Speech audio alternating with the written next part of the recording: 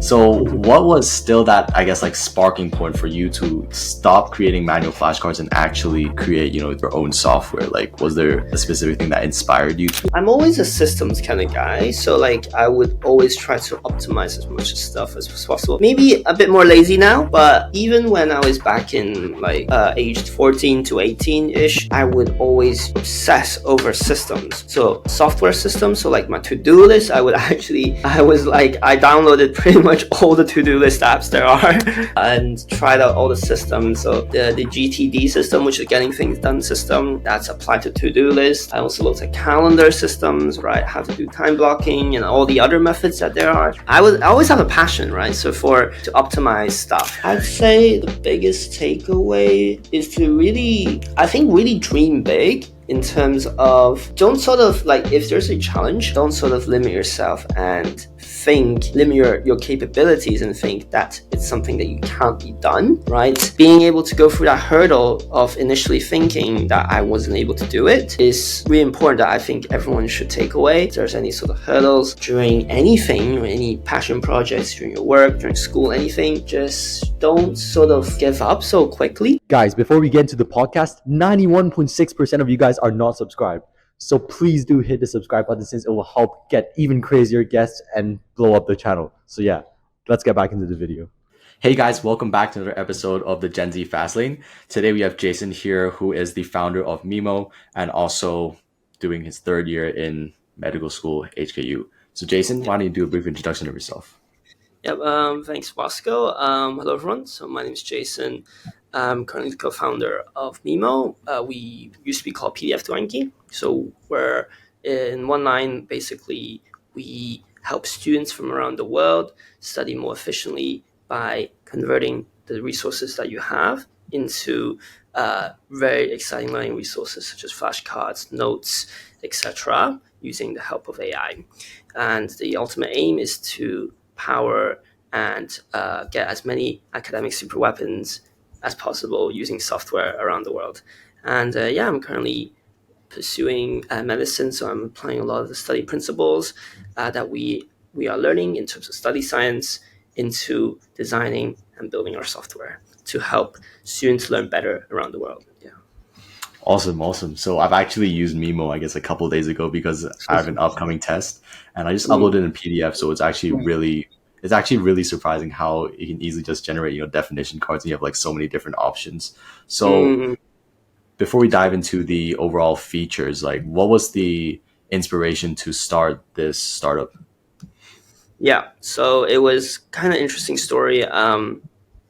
So back in first year of med school, I realized it was really, really hectic, like in terms of the study load. So I'm sure everyone knows like how there's just a lot of information to know. Even non-med students know about that. But we didn't expect it to be like, we had high expectations of the super high study load going in, but it still blew our minds, like in terms of how much we had to know. During preclinical, we had tons and tons of subjects that we need to do. Not just, so medicine is really an all encompassing umbrella subject. So in preclinical years, especially during year 1 and 2, we did anatomy, physiology, microbiology, public health, evidence-based medicine, pathology. There's a lot more. Yeah, so it's really, we need to find what our study styles were and how to really optimize it. So me and my peers really started looking into what are the best like study methods that we can to optimize our time. Because most importantly, we want to study smart, but not study hard. So at that time, we were doing a lot of stuff manually. So we stumbled upon this sort of method called active recall and spaced repetition. Yeah. So both of these methods are really in sort of the S tier study technique, where active recall is basically you keep on testing yourself. So instead of like, for example, reading passively, like highlighting, etc., what we would do is we would try to test ourselves instantly. So after the lecture, maybe we would test ourselves between each other, right? Or maybe test ourselves using flashcards. So exactly, that's how we stumbled upon flashcards, because flashcards inherently is a testing method with the question and the answer at the back. So keep on testing ourselves and really activating our brain. And so that's why I really got into flashcards in my first year of school. And spaced repetition is basically a method instead of the opposite of cramming. So in cramming, where we would try to basically shove in so much information before the exam, which works during like in my years before, but when I realized the heavy study load that we had, it's practically impossible to cram before the exam. So we had to really space it out. But how we space that out is so crucial, because as humans, right, where we have a tendency to forget, right? So really, what I think about learning is it's actually undoing forgetting. So if you just, instead of just scrap all of the existing philosophy of learning, like, oh, just shoving information in, but it's actually trying to unset or undo the forgetting that we have. So how do we undo the forgetting? Is keep on repeating in a systematic or algorithmic way that's best suited for our memory. So there's this app called Anki. So Anki is this open source app that really started, I think, a long time ago. At the start, used for language learning, because language learning, again, same problem, tons and tons of vocab to learn, and it is just like you have to space it out. So Anki does it really well because they really pioneered the idea of having this algorithm where you grade yourself after every question, and then it'll try to schedule when the card will show up in the future. So at that time, you see again, it'll refresh your memory. So we brought that idea. I was really into Anki. That the main problem is at the end of the first year exam, every single day I would make so many flashcards. Like I would spend 5 hours making flashcards just to test ourselves, because all right, I'm going to test myself on this knowledge. I'm going to put it into Anki, and it's going to do all this magic for me, scheduling all these cards when I'm going to do it. But I'm just spent so much time making the cards instead of testing myself and doing the cards. So at that time, it was really the hype where ChatGPT came in. And actually, after our first year exams, we were talking. So like me and my friends were talking, like, is it possible that we could really maybe use AI to actually help in our process? And especially in the niche of flashcards, at that time, we looked it up. Like practically no one's doing it. Like we're doing a lot of the other stuff, for example, like tutoring, like AI tutor or customer support, etc. But within the flashcards niche, we can't find any software. So I was like, okay, sure, I'm gonna help maybe do something here, right? I made up like a little prototype where really simple. You just put in the lecture material that we had, and it'll spit out flashcards, which is what we practically do every single day for 5 hours. So, and then it did it in like 5 seconds. So that's where it started. Like really, it was a problem that we inherently had. And then we saw the technology, and then we see if it could solve our problem. And then it really started from there. Yeah, it's been really exciting. Nice. So, like, delving more into this overall, startup, what was the overall timeline? Like, I saw that you started about like 1 year and 3 months ago, from like launching your MVP to actually releasing it in public, and having these different subscription models. Yeah, it's been so, as you said, 1 year and 3 months. At the start, it was really scrappy because it was kind of funny. I had some basic websites building skills. I did have a hobby of building websites ever since I was 12, but nothing as fancy as a web app that could serve like 100,000 users across the world. So at the start, it was really for an internal tool for us, and I was like, yeah, this is gonna be hallucinating a lot. We might as well do our cards our own. Maybe it's not gonna actually save much time, really. Um, but I tried, right? So I used some simple Python, and um, I made like a very simple app, and it worked really cool. And we shared it on the internet actually. And one of the videos my co-founder Calvin made, actually blew up. And overnight we had so much traffic coming in that our servers were not handling it, and I didn't know what to do. It was really really interesting. Like it was a first one, it was like it was a good problem that's coming in. So really a lot of learning on the journey. So of scaling and doing everything from like the infrastructure, how to handle. So we started like 10,000 users. Now we have 100,000 users, and also being able to handle payments as well. The pricing, how we price, really a lot of the stuff that we really did not have no idea about. We had to learn on the fly, and a lot of the information really was from the internet. Actually, ChatGPT, which is really useful because it's a really good like advice guy. Could be a business advice guy, a programming guy as well as YouTube and Twitter, like and X, right? So a lot of stuff we had to learn and figure out on the way, but it was super rewarding, because it's really the reverse of classroom, right? In the classroom, we would learn and then apply, but here we have the end goal in mind, right? It's maybe a simple goal, right? It's a goal like, oh, can we fix this bug, right? Or maybe add a paywall. So the start was like, I have no idea how to add a paywall, and then I would actually find the information how to do it and then do it. And then that's how I think we learned so quickly in terms of how to build a SaaS and scale to so many users that we have right now. Yeah.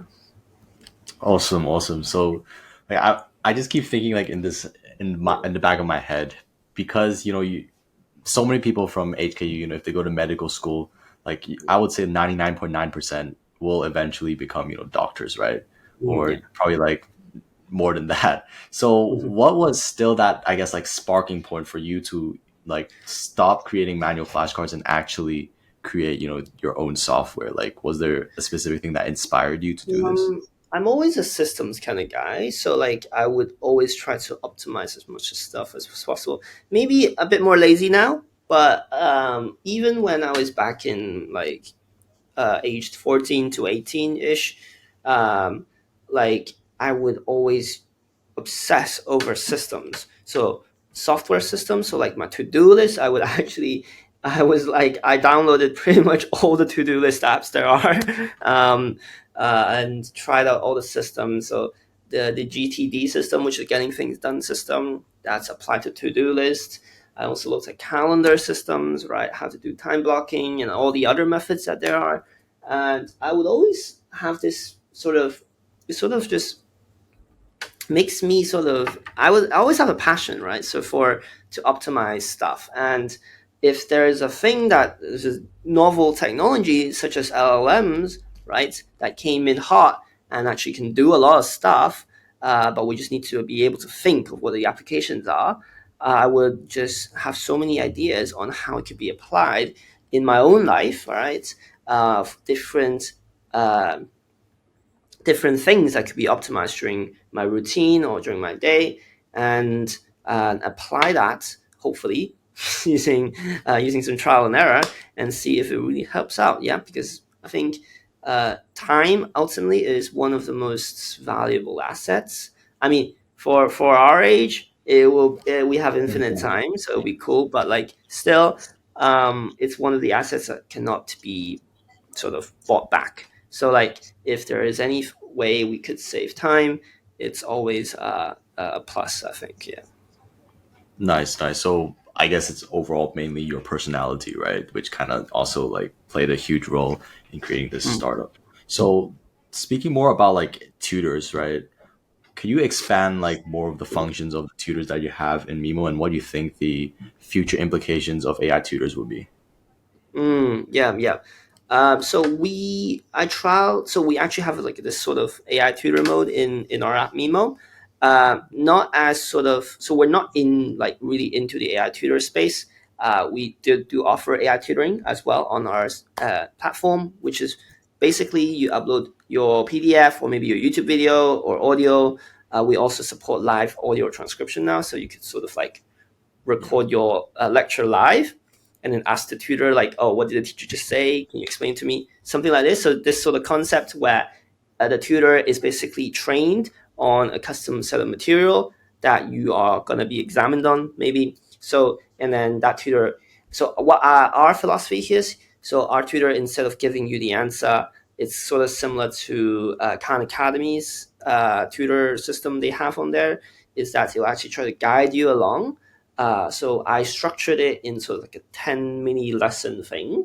So, sorry, like a mini lesson, 10-minute mini lesson, where basically you go on this tutoring with this AI tutor, and then it'll try to like test you or ask you questions, or maybe if you don't get, or if you don't get a particular concept, we'll try to guide you to the answer instead of like ChatGPT will just give it straight to you. So we want to fundamentally nail the understanding bit. So the bit where you try to understand the concept, which is a really crucial part of learning, besides on top of factual recall, right?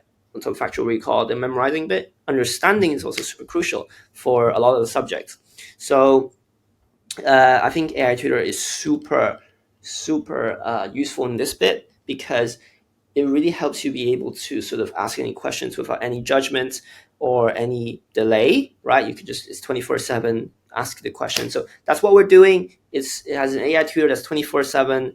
You don't have to be hesitant or judged by asking stupid questions. And it's also trained on a particular information or material, like for example, your syllabus, your class, your lecture, that you will be aiming towards. So there's huge potential in how schools and students and teachers could use these sort of methods to help augment the original learning that we have, right? To enhance the original learning that we have. So out of school where the teachers and professors are not available, right? This really comes in really perfect. So there's huge potential in the future, and we're just basically scraping it right now. Yeah. Awesome, awesome. So speaking more about the future vision of Mimo, and like what are your core growth channels right now, other than, that video that blew up, and since you're currently on 13K US MRR, you're probably planning to expand even more. So like what's the overall plan right now? Yeah, so we know our target users right now are students, right? So this could be for high school students, majority of high school students, as well as university students. So yeah, fits our boat of Gen Zs. So Gen Zs are on social media, just like me and you. We're on Instagram, we're on Twitter, we're on TikTok, we're on LinkedIn. Maybe not so LinkedIn, I'm not too sure. But like we're on like all the short form viral content media engines, right? So this includes Instagram and TikTok and YouTube Shorts. So a lot of the marketing right now we do organically are all short form content, particular Instagram, right? Because that's how they really that's the primary channel that they discover us. One benefit is that it really directly reaches our user base really fast, free and in a fast way. And in terms of our long-term growth, right? Our long-term growth we have like sort of opportunities of actually schools and teachers reaching out to us, because they found the tool is also useful for designing curriculum, right? For designing learning or teaching resources. So we've been sort of exploring the idea of like sort of understanding the needs. So we are currently in talks with particular teachers in Hong Kong and schools, where what are their particular needs, like for example in designing course curriculum or in designing simple teaching resources such as worksheets. Those could be really useful for them. So in the long term, we're sort of having this vision of also empowering teachers on how we could use this sort of innovative technology to enhance and augment the traditional classroom learning that they have.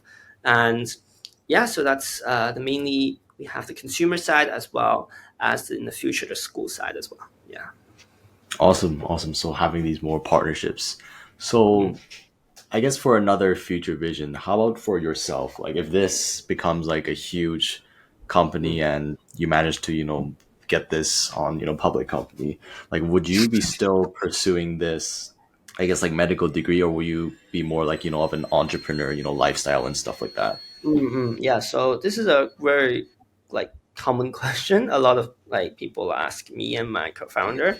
Uh, it's very interesting because what I originally started doing medicine, um, the whole idea is I really enjoyed learning, right? I was really like quite nerdy in the learning science, right? So that's why we started this sort of thing of how how we can hack our brain. So one of the YC questions, really, if you apply, we've applied to Y Combinator, and unfortunately this time we didn't get in as the first time. But one of the very interesting sort of story that when we applied is one of the form questions. What I found one of the most fascinating questions that I've ever even been asked about when applying to YC is so YC is basically a startup incubator in San Francisco, where they've basically had an amazing community of founders. Like from they had an alumni network with like from Stripe, Airbnb, and Instacart. So it's really fascinating there, and really suits us. So one of the really cool questions that they asked us to each of both of us is what is one of the what is one of the systems that you've hacked, right? That you're most proud of, want to tell you that is not computer related. So it's kind of like counterintuitive, because hacking, when you think of hacking, is you're hacking computers, right? You're hacking maybe the first things when we think of hacking computers and maybe adjusting a grade in school, that sort of stuff. But then it says, nothing technical, nothing computer related, which is kind of interesting.